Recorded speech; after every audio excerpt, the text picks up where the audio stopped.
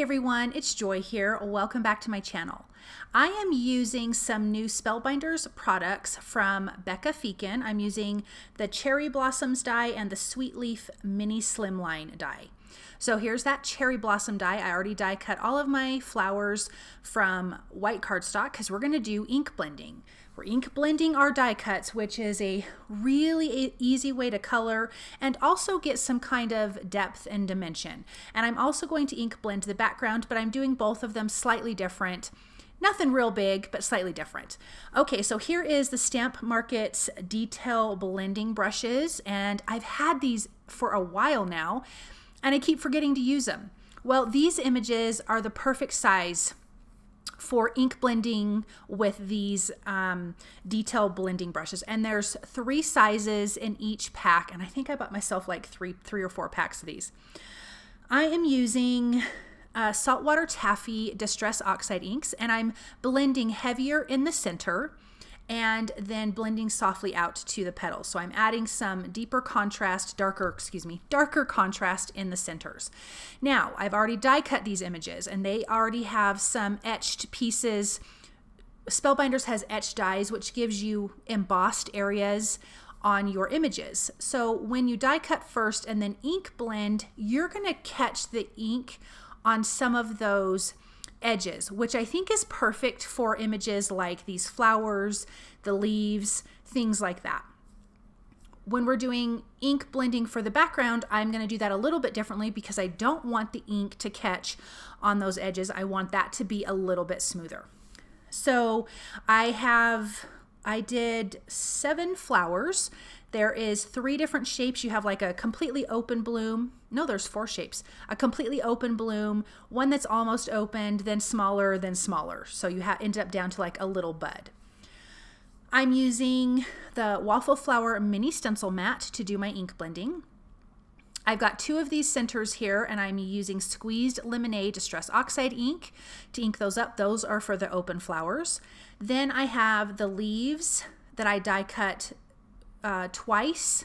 The 4 leaves I die cut twice, and I'm coming in with peeled paint, and I'm darker at the bottom and then blending out softer towards the top. Again, this is going to give us some shadow and shading effects, and I really love ink blending that way. I love to add detail, and I think it just makes your images, number one, it gives it more interest, but it really gives them a more of a 3D type look. They're not just a flat color.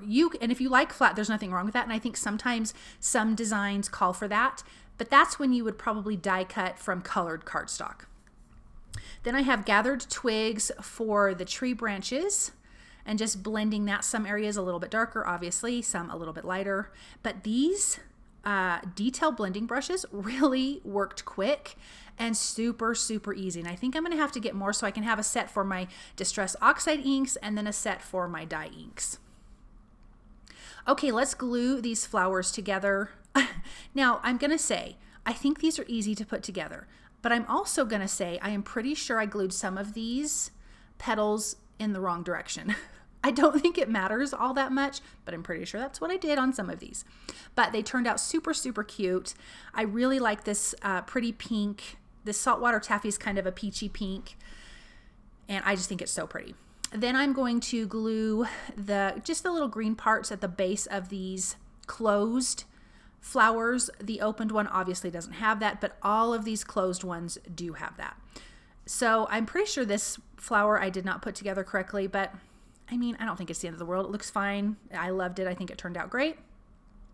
Some of these layers of these flowers, the back layers, I did the ink blending at the top, and then the front layers, I did the ink blending at the bottom. And when I say that, I mean that's where I started. My darkest part for the front petals were at the bottom, and for the back petals, the darkest part was at the top. So then you have this different dimension and layer of color between the 2 different petals, and you can tell them apart.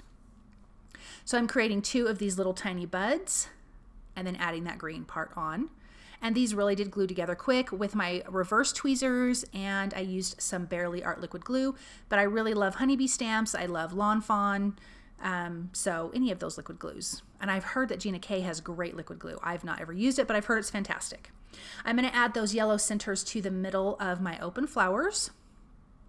And then we can start on the background. Okay, so this is the Sweet Leaf Mini Slimline die. You have this insert piece. You have the outside piece that actually is going to cut the whole thing out.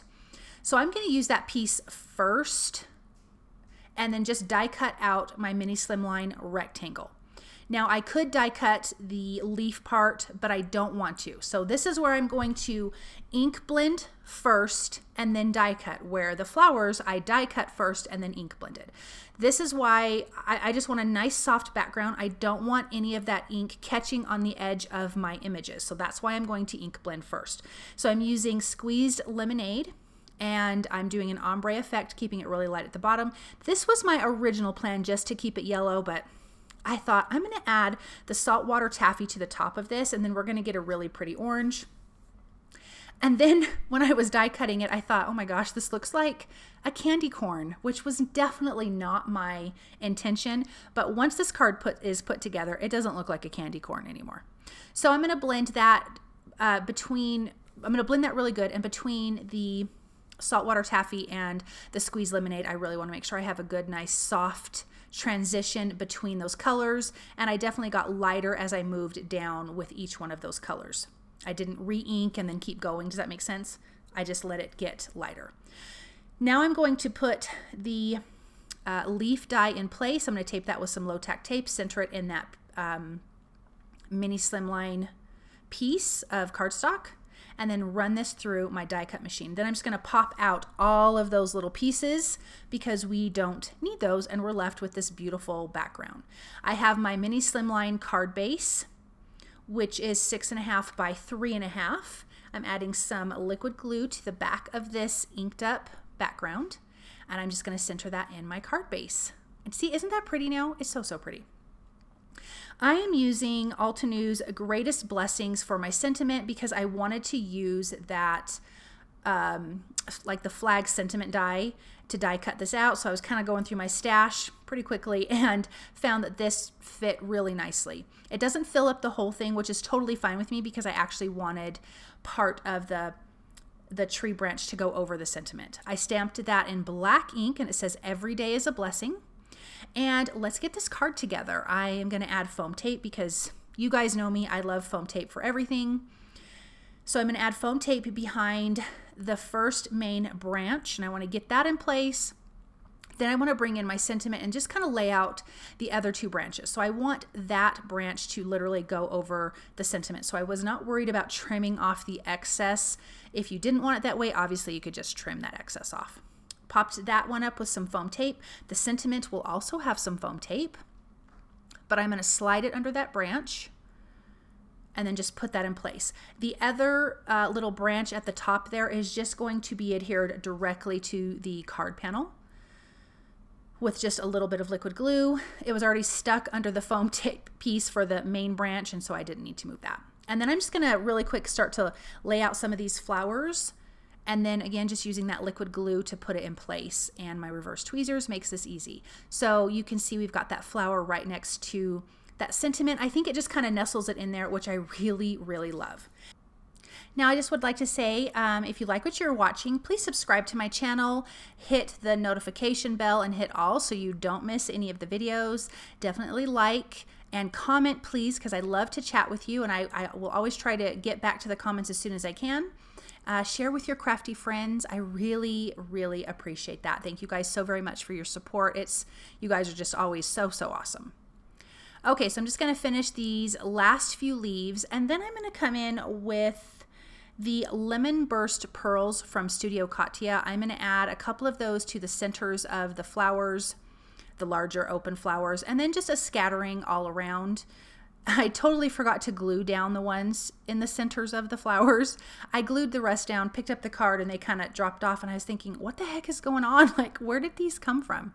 Just from the centers of the flowers. But I love these pearls. They're such a bright yellow, and they've just got this kind of iridescence to them, and super, super pretty, and I think it's a great complement to the colors on this card for sure. So there I am placing those centers.